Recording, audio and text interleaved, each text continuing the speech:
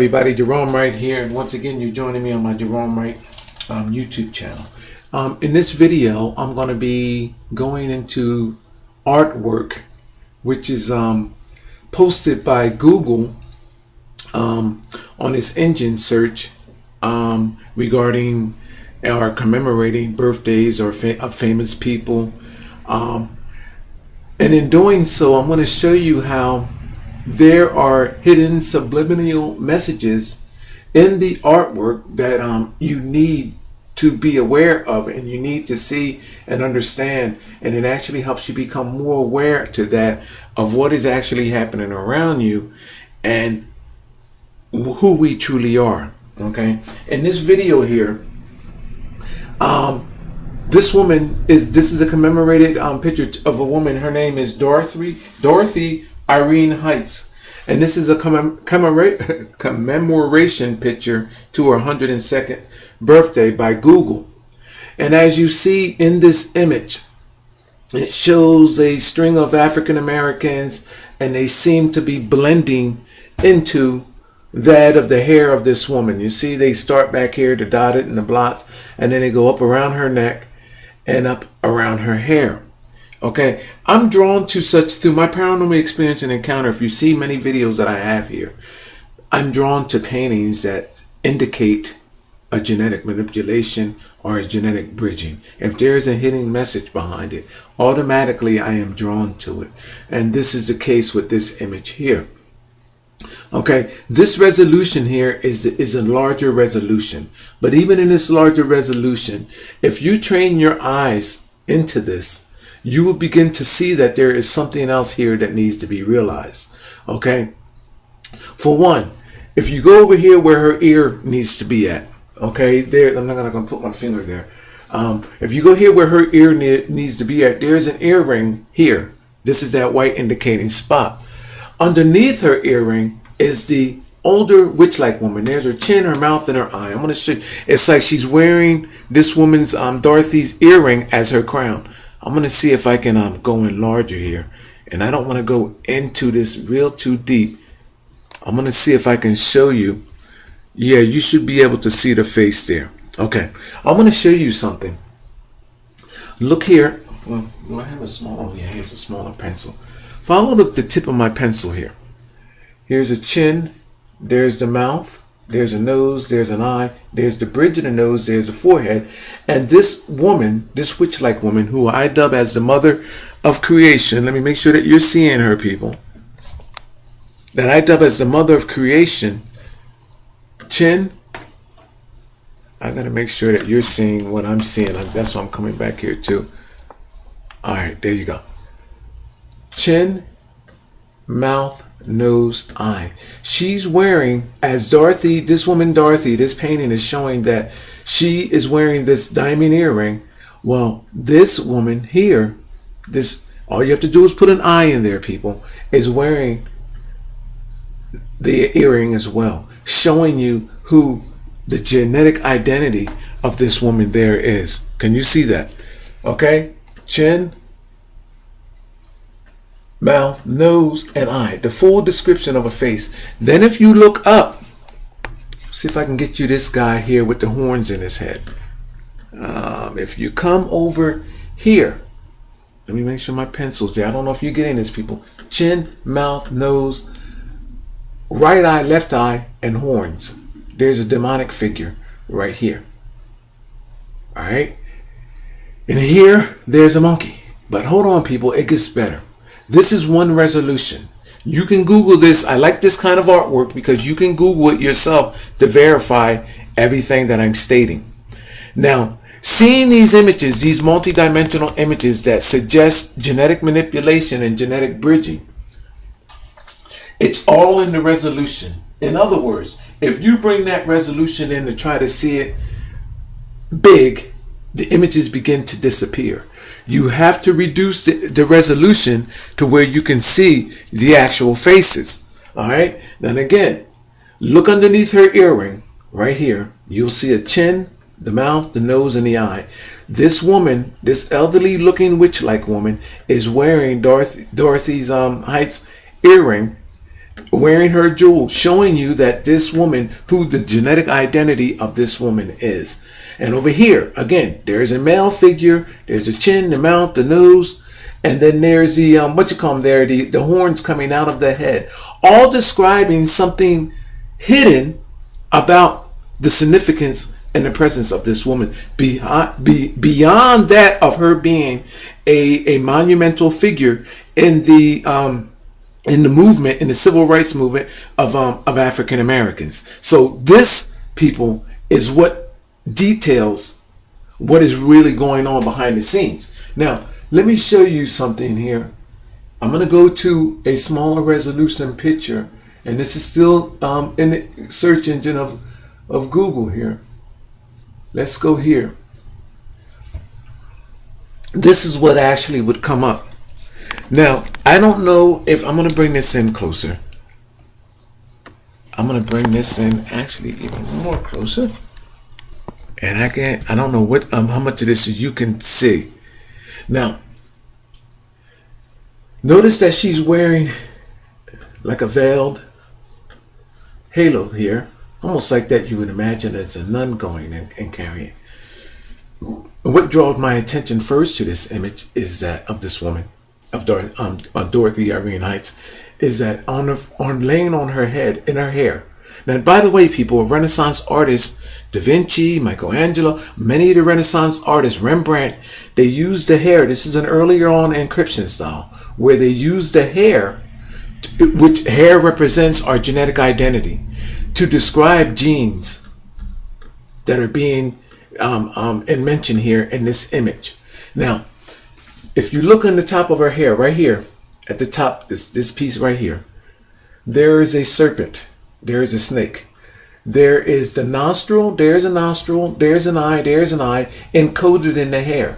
The snake has two heads. On the back of the snake is that of a reptilian ape ancestor, which no one knew nothing about until I've started making it in my discoveries and showing you in my discoveries. Now, I know that creature based on this, what I'm seeing here. So there's a serpent on the top of her head. So when you pull this image up, you will see a serpent. The nostrils, the telltale nostrils, the teeth, the fangs, and then the eyes. Now, before I go over here to start showing you other things, I'm going to come down off the snake.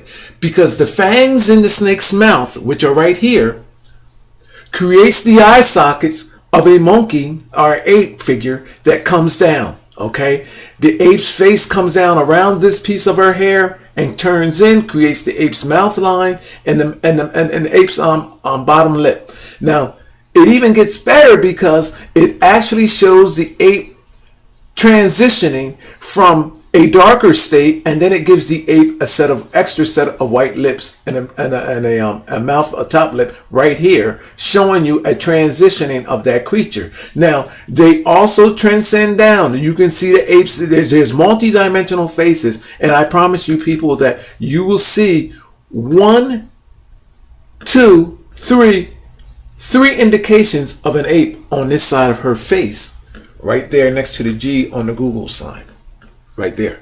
Now, let's go to the other side, over here. The other side details faces. They're multi-dimensional faces. You will strain your eyes trying to see how many faces are actually there. There are faces that are split that goes this way towards the O, and then there's faces that go inside towards the face of Dorothy here. This face here at the O, you'll see, has an object in its mouth.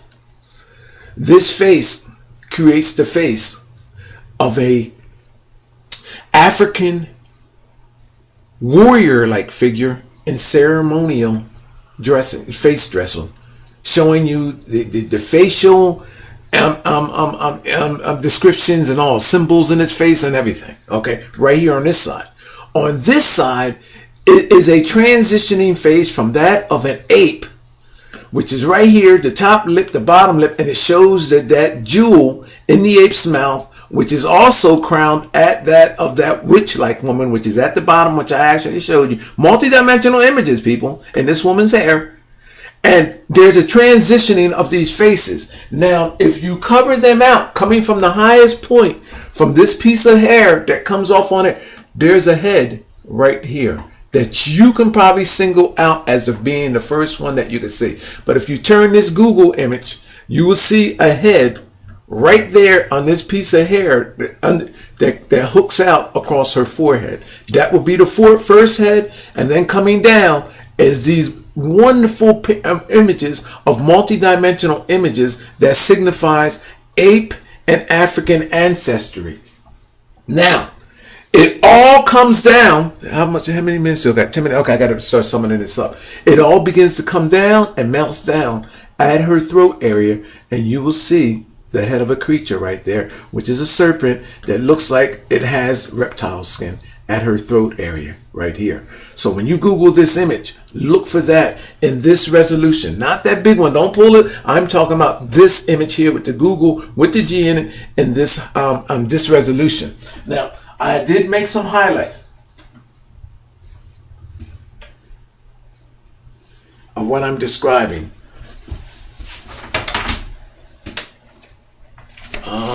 I don't know how much of this you can actually see. All right, so I did make highlights. I can't turn back and show you this because I am actually, I don't know how much of this without moving. Yeah, I can't. I'm just going to hold the highlights up here. I'm going to let you just see some of the highlights as I detail.